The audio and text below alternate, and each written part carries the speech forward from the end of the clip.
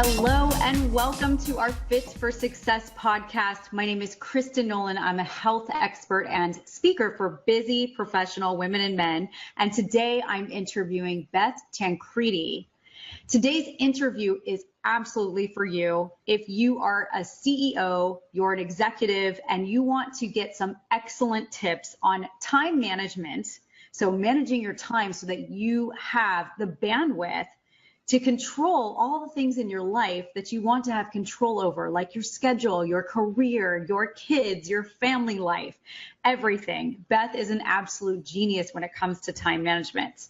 And over the past 20 years, Beth has worked with the Weather Channel, Gannett Newspapers, Morgan Stanley, Merrill Lynch, and Meridian Health to develop their interactive and loyalty marketing programs. In a nutshell, she's been responsible for the development and execution of direct mail, web content, email messaging, and marketing materials for these companies.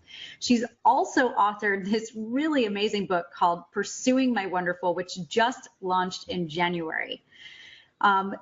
Pursuing My Wonderful combines her passion of creating a career that she loves, comparing it to what it's like to find your soulmate. So we want to join her on her journey to pursue her wonderful and start taking steps to find yours. So Beth Tancredi, I want to welcome you to our show. Thank you so much for having me, Kristen. You're absolutely welcome. First of all, I'd love you to tell our audience a little bit more about the work you're doing and your new book, Pursuing My Wonderful. Great.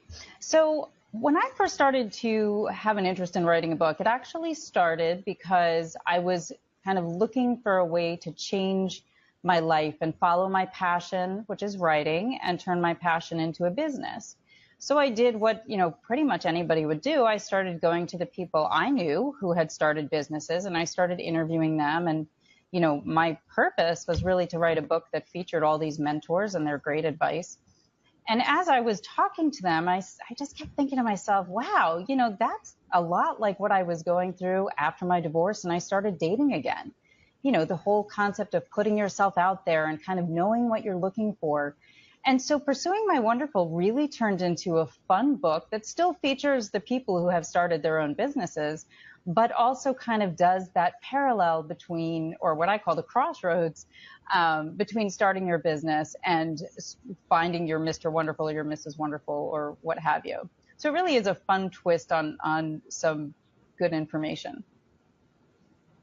I love that. See, I think that it's funny because when you started explaining this to me right before we hopped on, I just thought, what a genius comparison, because I can remember so many times in my business where it really did feel like my dating life prior to getting married.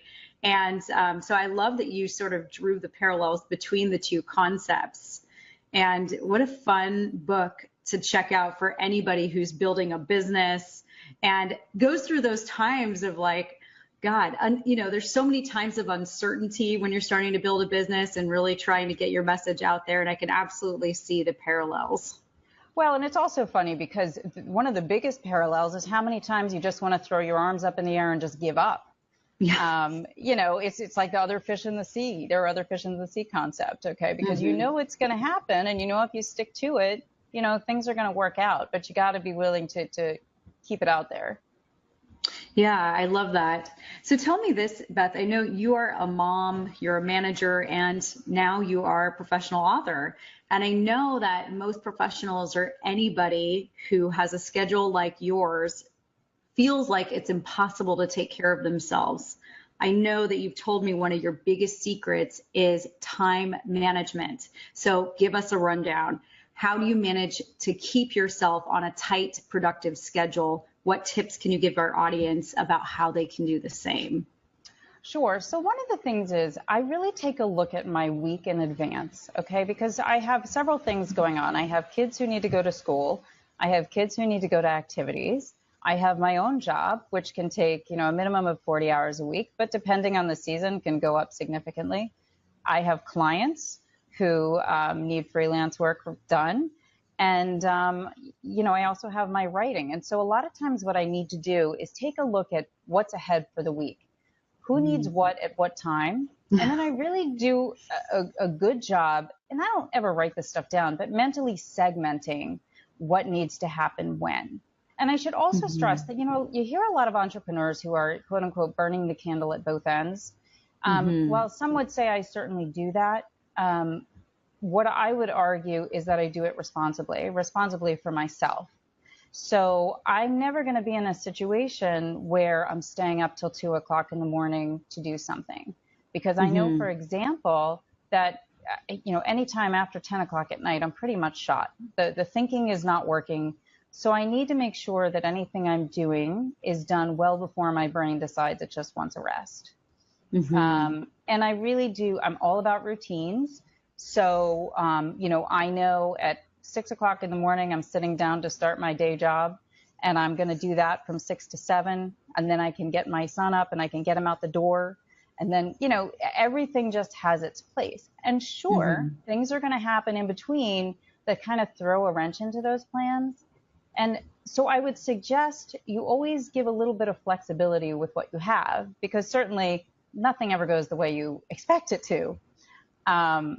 But if you give yourself a little wiggle room that if this doesn't work out this way, okay, then I can reorganize and, accomplish it another way.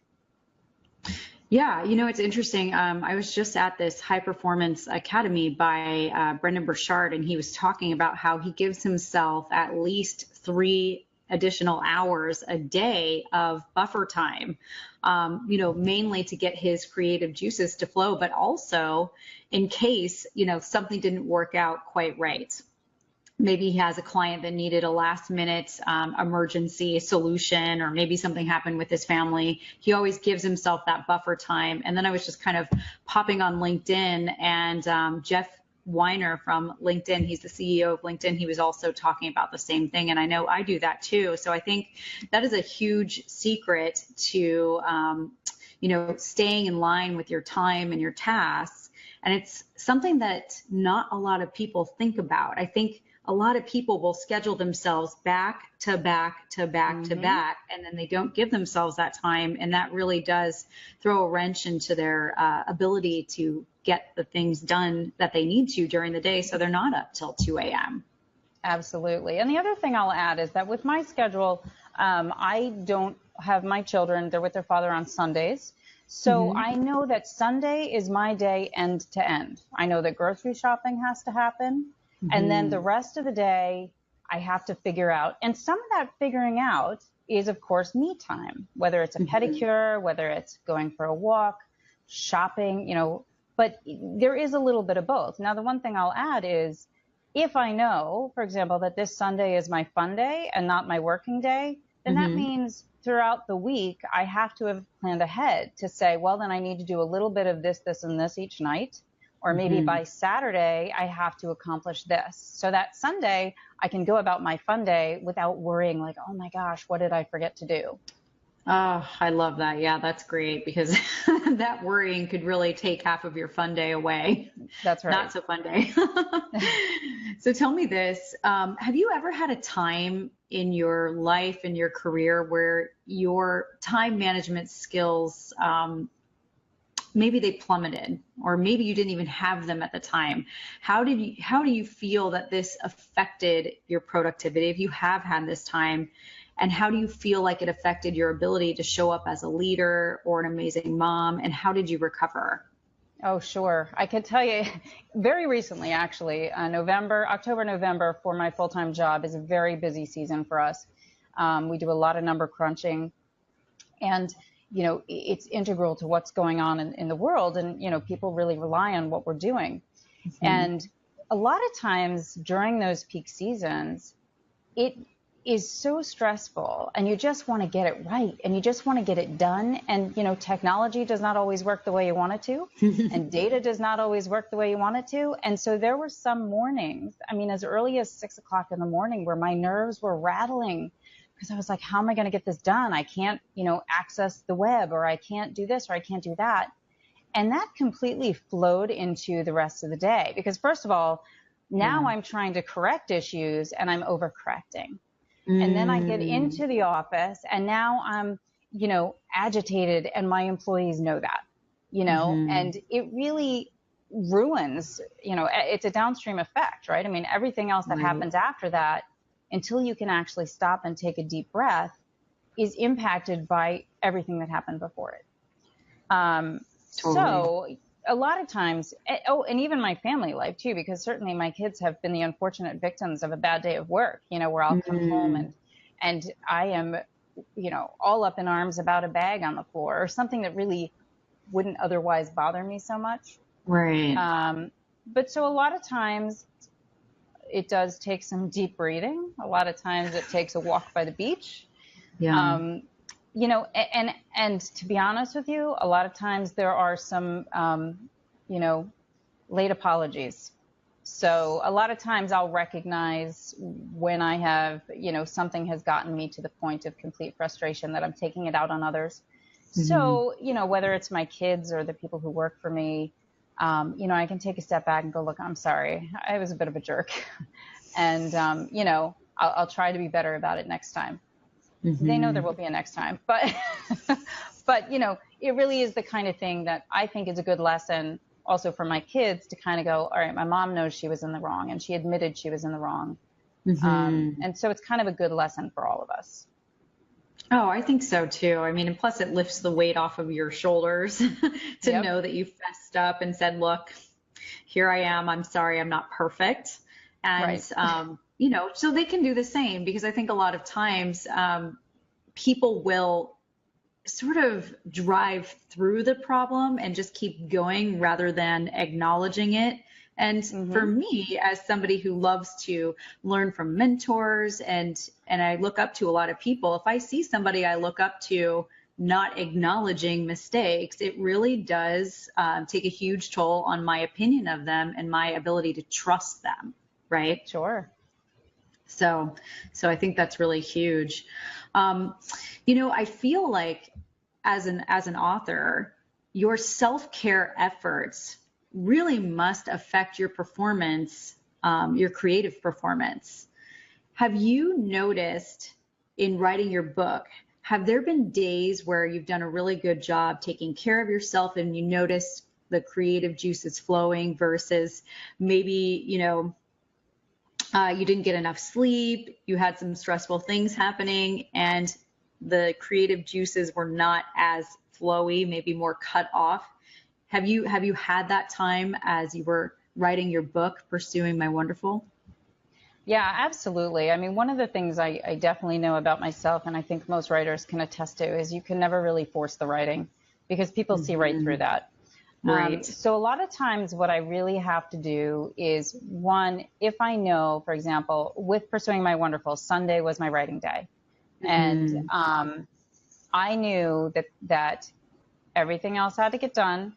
But I also knew that if I sat down to write and I wasn't in the zone, I had to put everything away, go do something else, get my mind off of it, or even focus on something else. Actually, one of the things that was so hard for me, I got to this point in the book where I had nothing left. And I just was like, God, I can't even do anything with this. And I was frustrated. And all of a sudden I started thinking about the cover and what the cover would look like. And honestly, that was just enough to divert my attention. And, I focused elsewhere. I got a really good idea, and it inspired me to go back to what I was doing, go back to the writing, and really just start pounding away at the keys and start a new chapter. So a lot of times it really is taking the time, knowing, most importantly, when you're not in the right place. Okay, because if you're not in the right place, there's no point. There's no point in trying right then and there. And a lot of times part of that is because you've got so many other things on your mind. You're thinking, oh my gosh, I really should clean the house. You know what? Then either clean the house or let it go. I let it go a lot. Yeah. Really, that's what it comes down to, is really knowing where you are spiritually to kind of say, I'm ready to do this. I'm in the zone and I can do this just fine. But that also means, after several hours of writing, when you kind of get to that point where you're like, yeah, I don't have anything else, you say, well, then I don't have anything else. It's time to put this away. Right. So just remaining really disciplined about about what you're feeling, about how you're feeling, right? Otherwise, you're just kind of pushing uphill and nothing's coming out the way you want. Exactly. And the other thing is, one thing to remember about writing a book is that as long as you're moving forward in a direction, whether or not it's writing, you're still moving forward. So again, like if I'm thinking about the cover of the book or the title of the book or, fun little exercises you can add to it, it's still moving forward, even if you're not writing the chapter. So sometimes you can keep the motivation going and be just as productive, even if you're not sitting there pounding away at a chapter.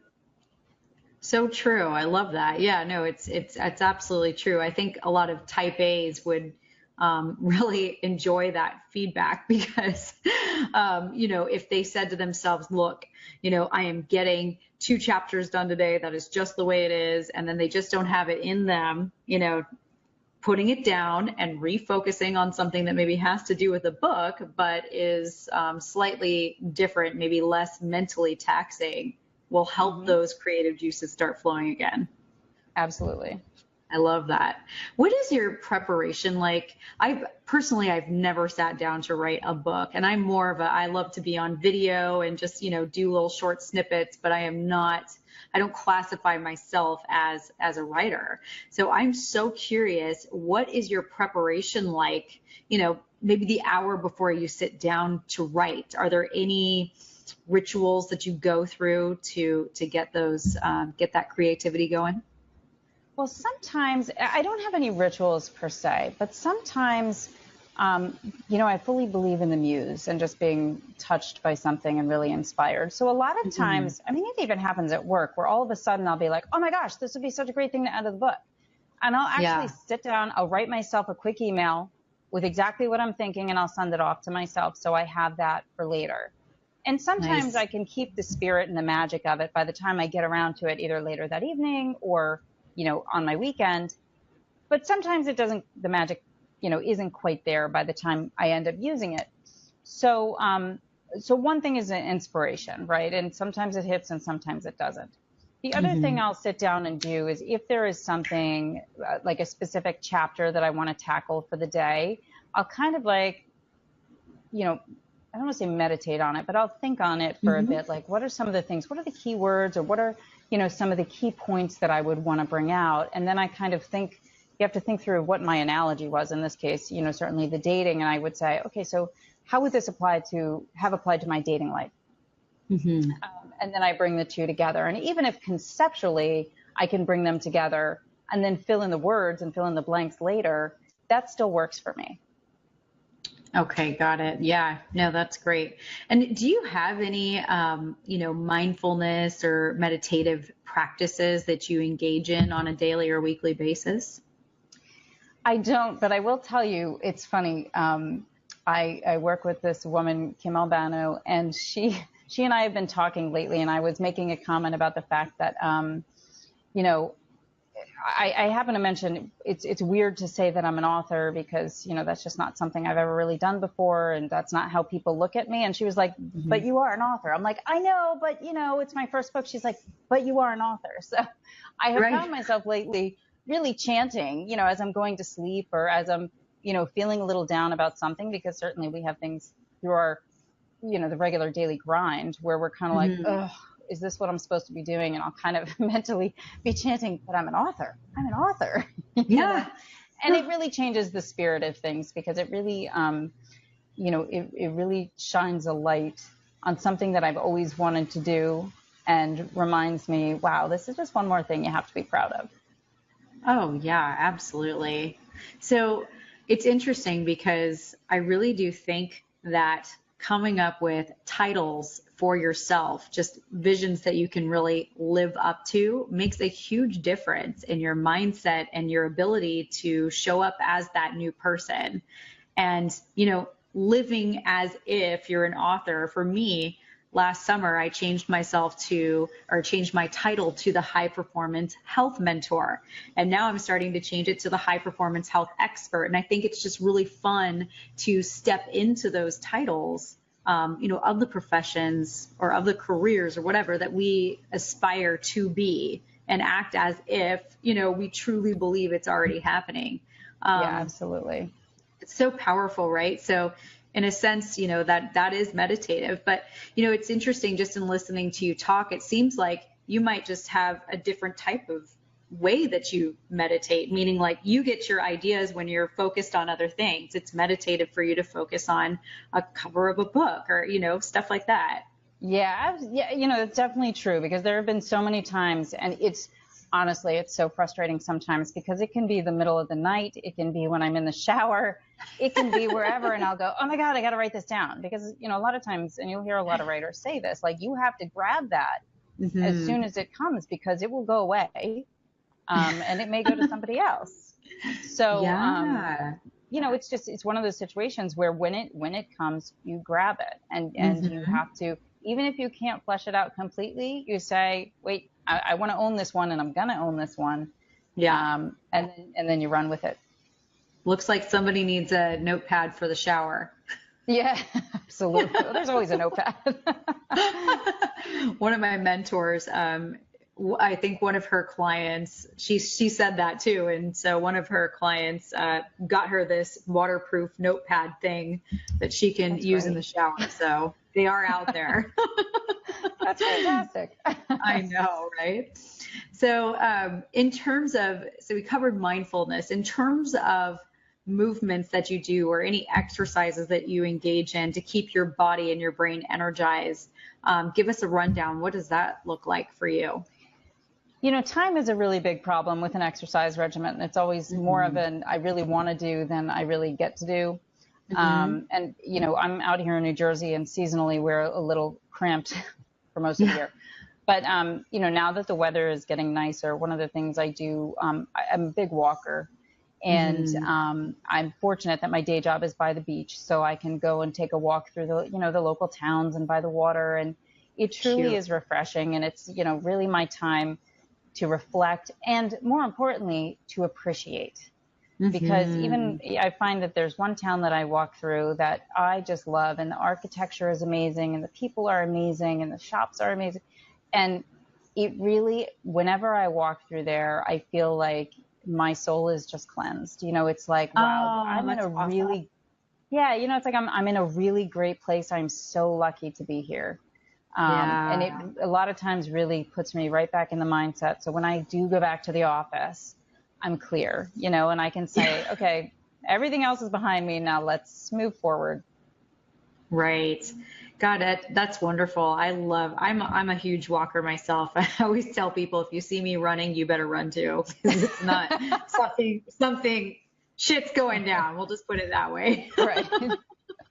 But I also love walking, and one of my favorite places to walk is Miami, because the weather's always, outstanding. Of course, they do get their rain and whatnot, and some people think it's too hot. I don't happen to think that, but I just get lost, in the city, lost in appreciation. I love the views, and it's amazing how well that can refresh you. And I know with such you've told me a little bit about your profession. I know it's highly intense. It's very stressful. How do you bounce back? Is it the walking? What do you do in the winter time? I'm always so fascinated by this, because I find resilience to be such a driver of success. So what are the things that you do to just put it behind you and keep going? Well, winter is definitely tough. I am very affected by seasons. My best friend and I often say, like, winter is couch season, because we always talk about going out, and we rarely do. But I do think that the little, treats for yourself, whether it's, a pedicure even. Oh my gosh, a pedicure for me is like my toes. It means summer's coming. So, or at least those flip-flops are coming. And that brings me joy. Yeah. And music is a big deal for me. So I do listen to a lot of music to kind of get me into, spiritually a better mood. And really friends, all together, just being able to find that time to get together and get out. Even if a lot of times just going out for a late lunch or an early dinner is something among friends, is really something different enough to kind of get you motivated again to say, we're not just cooped up. Right. It's just a nice way to get around all that. Yeah, I think so too. It's so important to have that social time and, and of course, pedicure time. Right. Can't get through a week without that.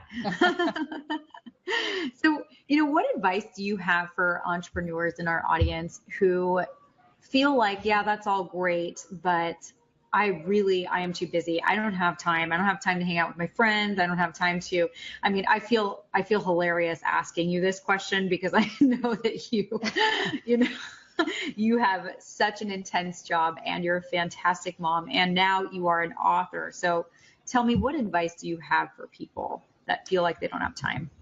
I really think that's an easy excuse. It is. Mm-hmm. And I'm not saying it's just an excuse because for a lot of people, I could say the same thing about exercise because if I wanted to get up at 4 o'clock in the morning and throw in an exercise ritual, I could.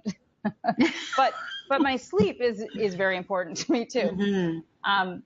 One of the things I really suggest is putting it into bite-sized pieces because sometimes the big picture is really daunting.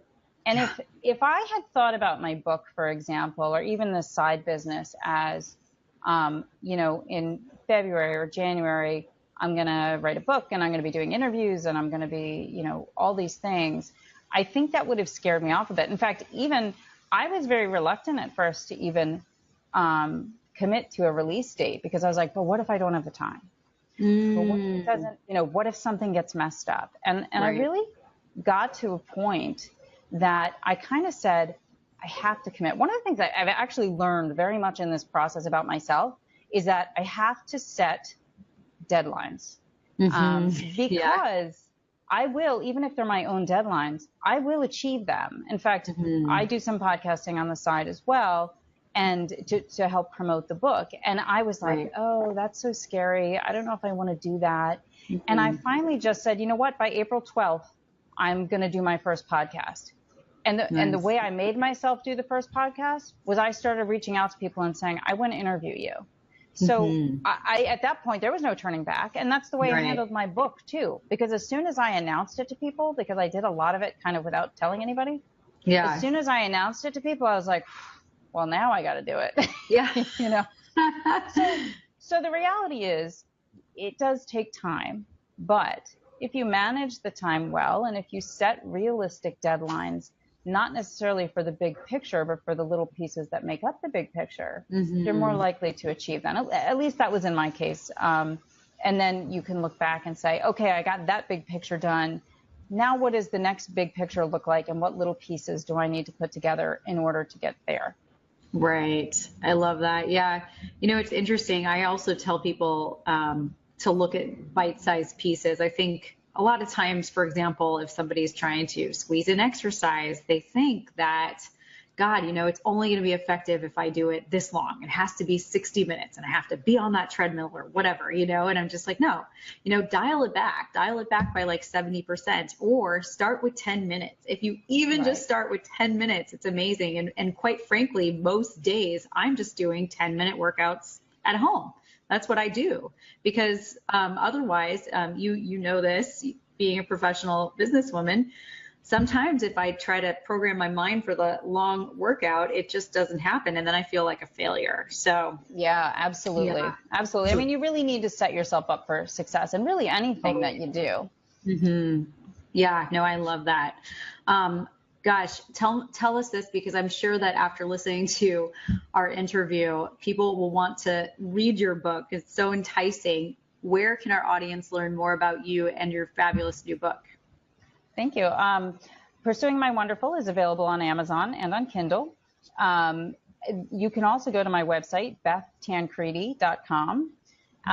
Where you can not only order the book, but see some of the other blogs that I've done. I love to blog, but it is actually more challenging to me than writing a book. Really?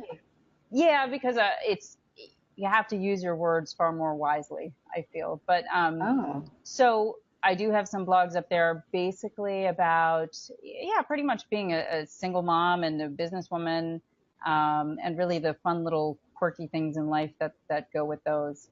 But again, that's bethtancredi.com. I'm also on Twitter at Beth Tancredi. And on Facebook, Beth Tancredi author, I believe is the handle. Ah, I like how you got that into the Facebook page. Perfect. Wonderful. Well, thank you so much for your time today, Beth. And thank you all for joining us. And if you would love to connect with Beth, please go to her website or order her book, because it's going to be a ton of fun to read. And if you are searching for a way to get your body in shape, manage your time so that you can have the bandwidth to exercise and to do it all with your career, then please visit my Fit for Success assessments. It's fitforsuccessquiz.com. That's fitforsuccessquiz.com. Thank you all so much for joining us, and we'll see you next time on our Fit for Success podcast. Bye.